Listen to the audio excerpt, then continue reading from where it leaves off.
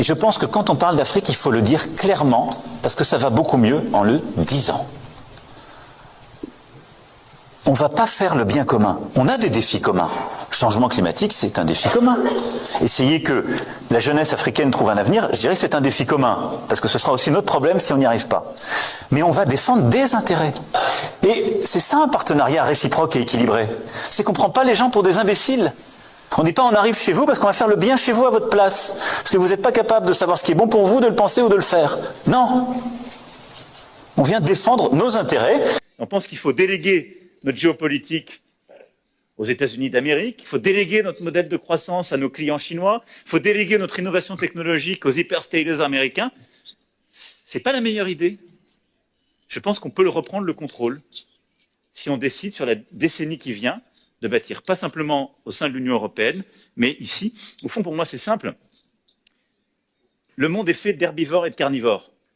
Si on décide de rester des herbivores, les carnivores gagneront. Et nous serons un marché pour eux. Je pense qu'au moins, ce serait pas mal de choisir d'être des omnivores. Je ne veux pas être agressif, je veux juste qu'on sache se défendre sur chacun de ces sujets.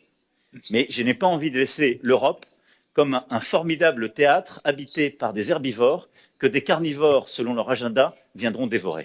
L'Europe ne peut plus déléguer à d'autres puissances sa sécurité et sa défense. En 2025, la France devra continuer d'investir pour son réarmement militaire, pour garantir notre souveraineté, la protection de nos intérêts et la sécurité de nos compatriotes. On aborde un sujet qui est très politiquement incorrect, c'est-à-dire quelque part, pardonnez-moi, mais recoloniser d'une certaine façon ces pays-là, ne serait-ce qu'économiquement parlant. Vous vous rendez compte toutes les volontés qu'ils ont. Recoloniser. Toutes les volontés. Alors, ça veut dire qu'il faut.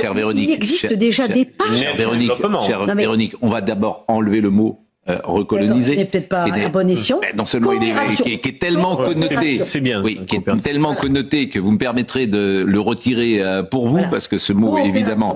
Mais en revanche, d'aider les pays, mais c'est le plan. Peut-être maintenant, notre ambassadeur et notre contingent n'étant plus au Niger, en quelque sorte, dans cette position de Fort Alamo, nous aurons peut-être plus de latitude pour monter des opérations de déstabilisation, cette fois-ci plus clandestines. Le Sénégal, par exemple, qui est un pays qui va devenir producteur d'hydrocarbures sous peu, qui va donc être exposé à des risques terroristes importants. Soit on fait à leur côté, soit on fait à leur place, c'est pas à l'ordre du jour, soit on leur permet de faire. Et si on leur permet de faire,